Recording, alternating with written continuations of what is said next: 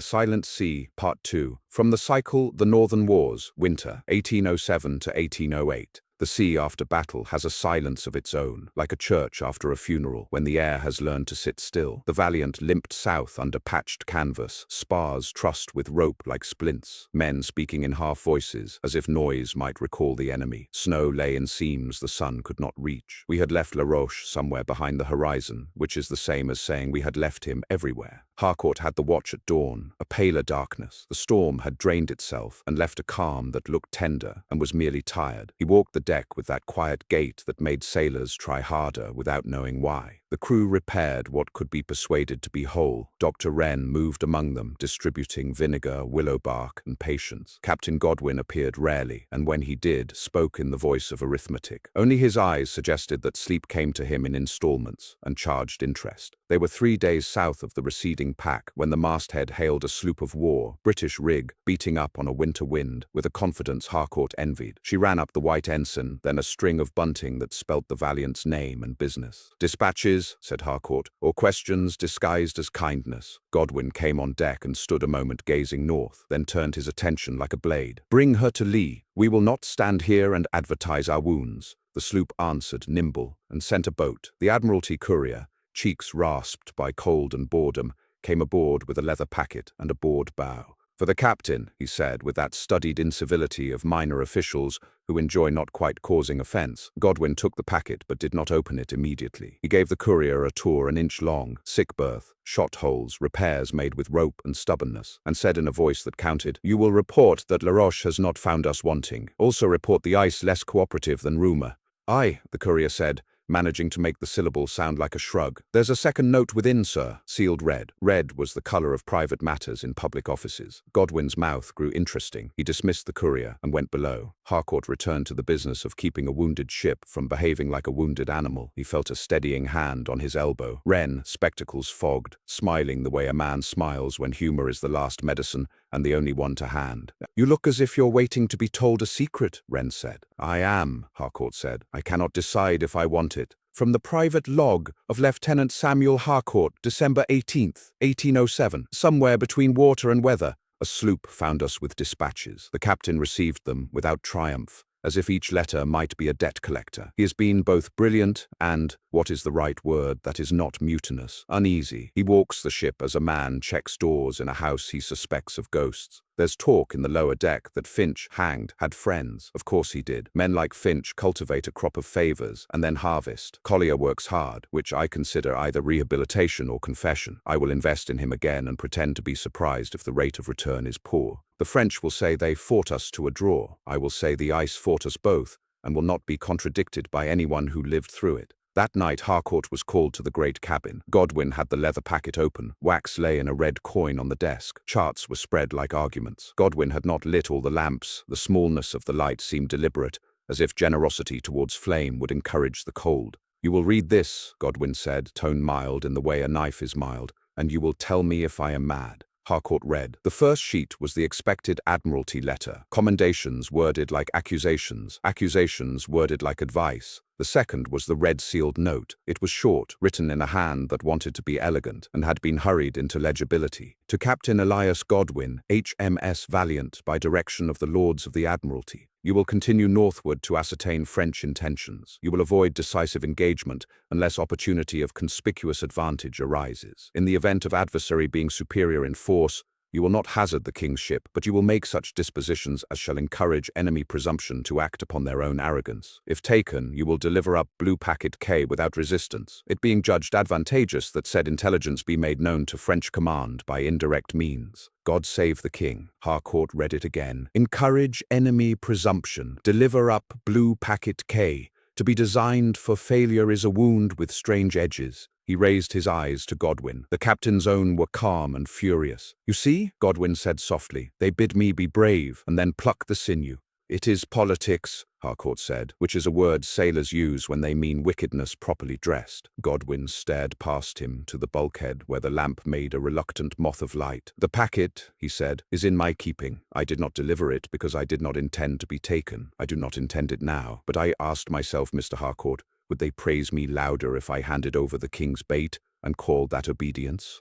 You might be thanked into oblivion, Harcourt said. Godwin's smile was a precise winter thing. You see my difficulty. Wren knocked and came in without being invited, because he invited himself where men were suffering. He noted the document by not noting it. We lost 2 to frostbite that turned to rot, he said. I say lost, as if they were buttons. They were men. Forgive the grammar. Godwin closed the letters like a man shutting the lid on a restless animal. We are going to Spithead, to be told, by those who have never been cold, how to keep warm. Mr. Harcourt, you will have your log neat as an altar. The words will be true and therefore inadmissible. Aye, sir. And, Godwin added, almost as if he had discovered the thought while speaking, you will take charge of the watch and of the purser's accounts. The purser, sir? Harcourt kept surprise under layers of habit. The purser is a man who believes arithmetic is negotiable, Godwin said. I require it to be a creed. Harcourt bowed. Wren gave him a look of sympathy and mischief. Surgeons and pursers are natural enemies. They made Portsmouth on a grey noon that felt like another sort of ice. The dockyard received them with the practical reverence given to wounded veterans. Rope was brought, timber offered, money promised, and then discussed. Sailmakers clucked, caulkers swore, Admiralty clerks arrived like weather, predictable and not to be argued with. They asked questions without listening and wrote answers in the spaces provided. Godwin, clean-shaven,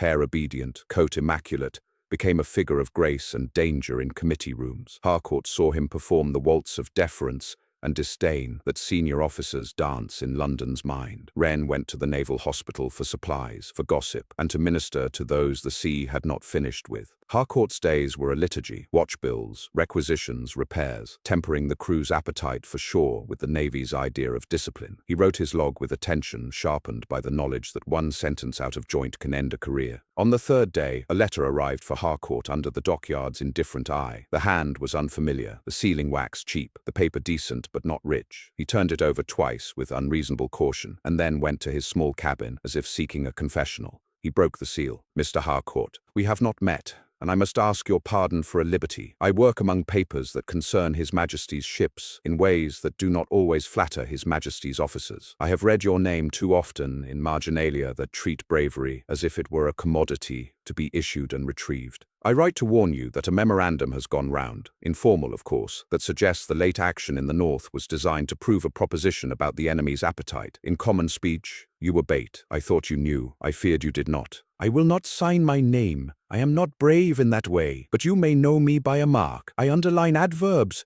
which are the enemies of truth. This is a kindness you do not owe me. Consider it repaid, if you act upon it with discretion. Yours in apprehension of the sea. E. He read it once and then again and felt something tighten that had already been a knot. E. A letter like a footstep in a dark hallway. He imagined a face and then refused to imagine it. He folded the letter and put it with his log, where he kept honesty and the things that could be used against him. When he told Wren, the doctor nodded, as if a diagnosis had been confirmed. An intelligence clerk, Wren said thoughtfully. Clever women read the papers we sign. You think it a woman? Harcourt said, surprised by his own eagerness. I think the prose is tidy, Wren said, and I think a man would have boasted or threatened. This one only warned. Harcourt kept the letter and kept his face quiet. He did not tell Godwin, not yet. He did not know if the knowledge would be a tonic or a poison. In Godwin, those categories often exchanged uniforms. The Admiralty Board received them in a room that smelt of ink and winter. Portraits of men who had built empires with compasses stared down, as if curious which of their descendants would disgrace them. A secretary read. A senior officer asked questions so politely you could mistake it for friendliness if you lacked experience. Godwin gave an account that was both precise and stirring, a dangerous combination because emotion makes administrators itchy. He spoke of weather, ice, French seamanship, and the arithmetic of risk. He did not mention Packet K. He did not mention that the Valiant had been tendered as bait. He looked the board in the eye while they tried to look like a single creature. Harcourt watched and learned. He was asked one question, about powder usage, and he answered it with such unornamented clarity that one of the lords smiled despite himself, and then corrected his mouth.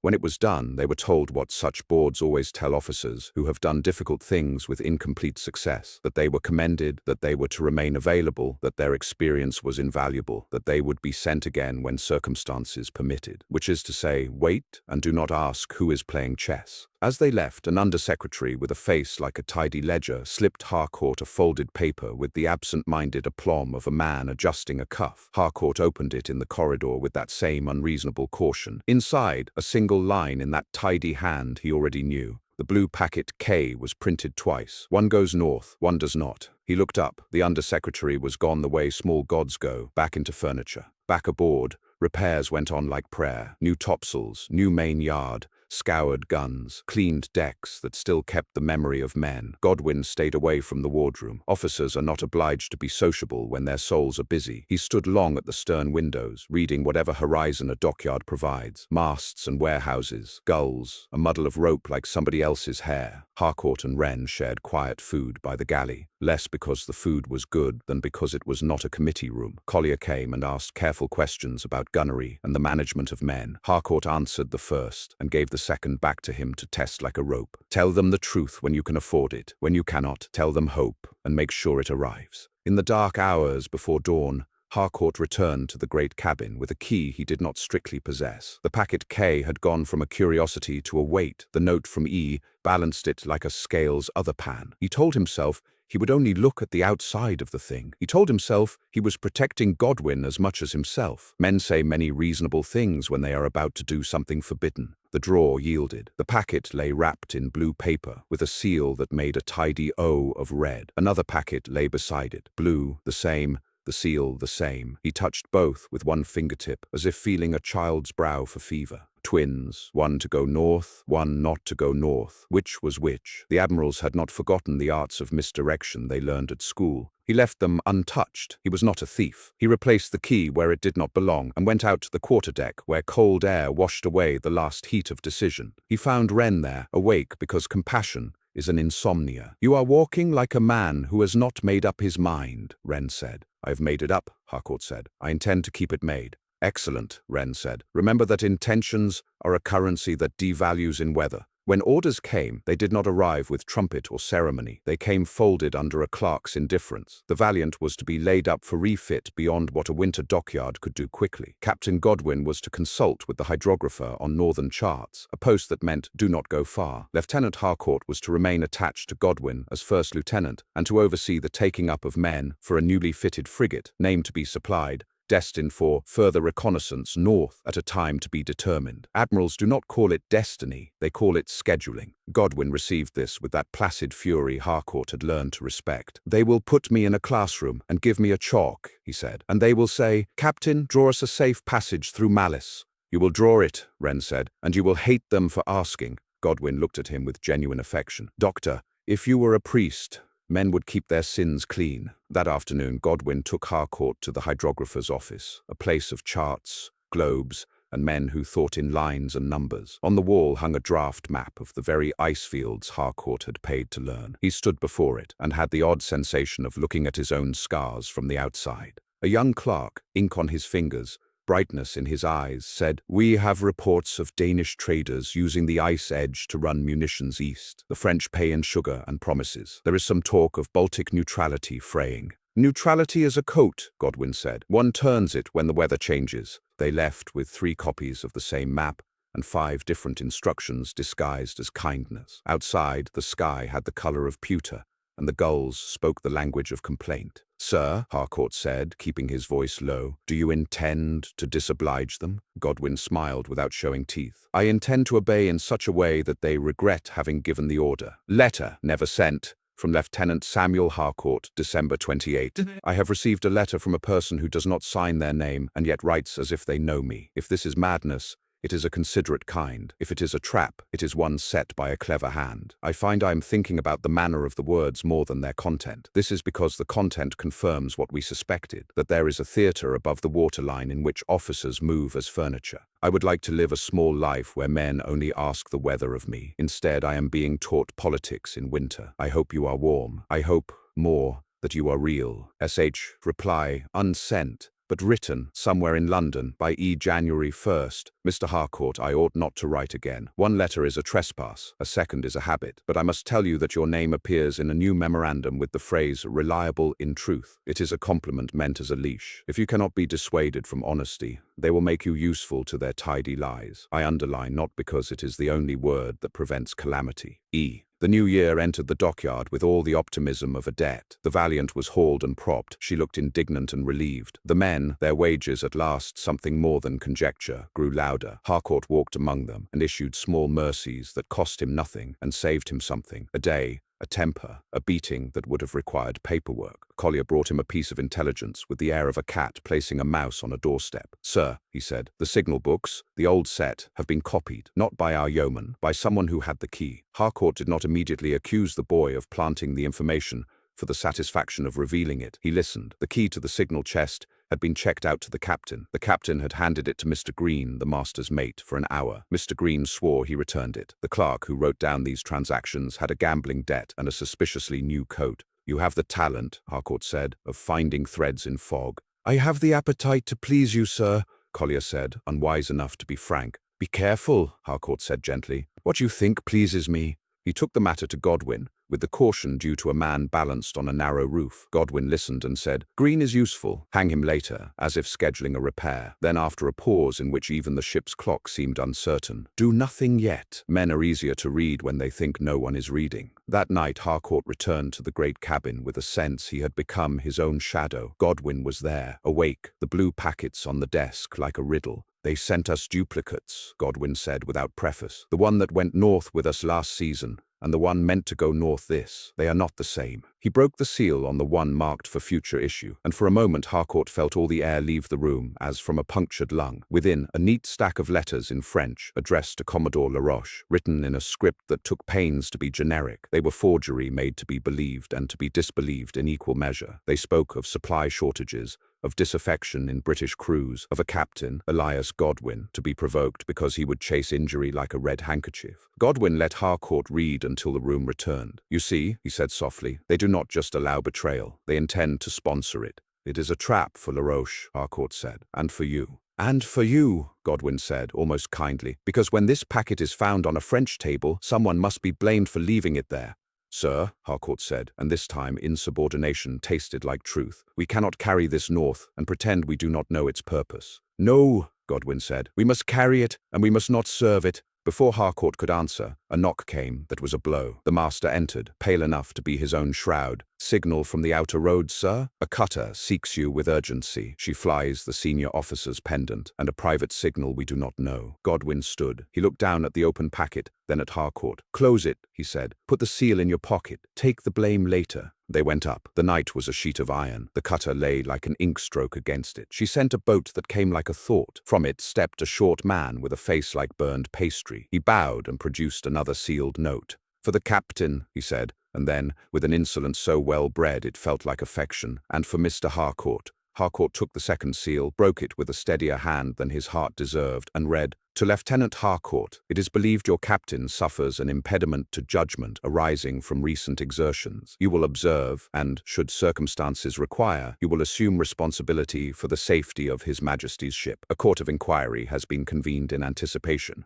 There is no need to apprise Captain Godwin of this direction, by order." He folded the paper slowly. The words were clean, the meaning dirty. He raised his eyes to Godwin, whose own note lay unread in his hand. The captain looked at Harcourt as if at a chessboard he had never seen and yet knew all the moves upon. "You have been armed," Godwin said quietly, as one might comment upon the weather. "I have been used," Harcourt said. Godwin's smile was tired and genuine. "The words are synonyms in our trade." He turned to the cutter's officer. "Tell your master that I am grateful for his haste. Tell him also that I have received too many letters today to be as polite as I ought." The cutter left. The sea took back its surface. Wren appeared, called by the sound that messages make when they strike a ship. He watched Harcourt's face as doctors watch for fevers. "Well?" "They have prepared a court in case I do the right thing," Harcourt said. "Or the wrong one," Wren said, "which they will rename the right one after the fact." Godwin laid his hand flat on the blue packet as if to hold it down. "Mr. Harcourt," he said in that gentle voice he used when commanding men to do impossible things, "I will not be taken. I will not be directed into disgrace. If my mind fails me, you will break me like a spar and lash what remains into service. You have my permission to save the ship from me." "Sir," Harcourt said, and the word carried prayer, rebellion, and a cold sort of love. "From the private log of Lieutenant Samuel Harcourt, January 3rd, 1808. Spithead, they arm me with a letter. and call it duty. They blindfold me and then tell me to walk straight. I am to judge the captain I owe my life to, and to do it with a smile for the board. E exists, E warns. I do not know if I am being honored or handled. Perhaps the words are the same, spelled in different rooms. Collier has brought me word that the signal book's copyist played cards last night with Mr. Green and left richer than he arrived. Green says it was luck. Luck is a woman who visits the hungry and leaves with the silver. We are to receive a draft of men for a new frigate, the HMS Dauntless, though no one has yet written her name with affection. The Dauntless will go north. The Valiant will be mended beyond recognition, which is a kind of death and rebirth. We are becoming our own replacements. Letter never sent. E. If there is a you,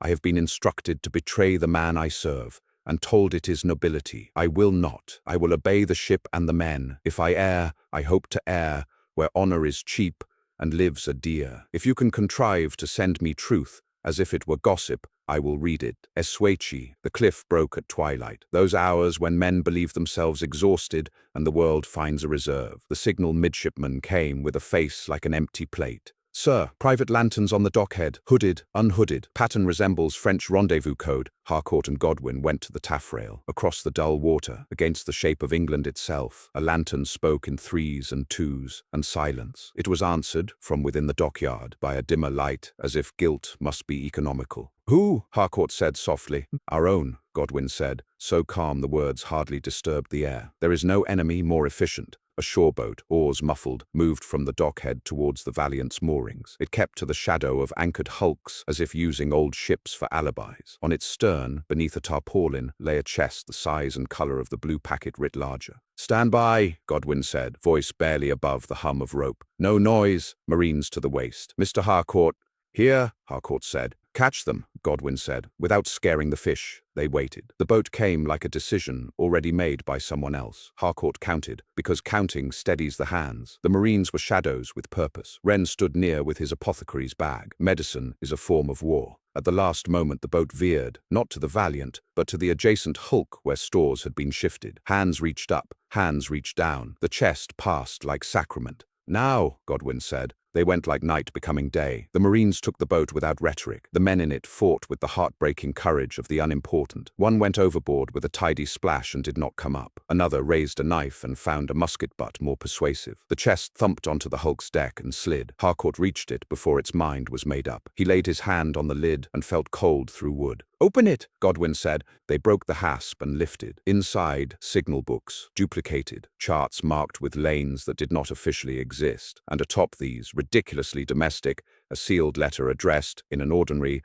clerkly hand, to Commodore Laroche. Godwin looked down at England's betrayal dressed as stationery and laughed once, very briefly, as men laugh at funerals. Wren said softly and without surprise, "There is your trap, and we are the bait." A Marine brought up from the captured boat a prisoner with his coat torn and his dignity bleeding. Mr. Green, the master's mate, looked from Godwin to the chest to Harcourt with a comprehension that made excuses unnecessary. "Sir," Green said hoarsely, "there is more money in truth than in pay." Godwin, very gently, said, "Yes, but truth has a longer memory." From the dockhead, the private lantern went out, as if a plan had shut its eyes. Somewhere in the dark water, a bell rang on a buoy. In Harcourt's pocket, the letter that armed him with authority lay like a hot coal. On the hulk, treason sat arranged neatly in a box. In the great cabin, the twin blue packets waited for a captain to choose which lie to carry north. Harcourt met Godwin's eyes and saw there for the first time something like surrender, not to the enemy, not to the board,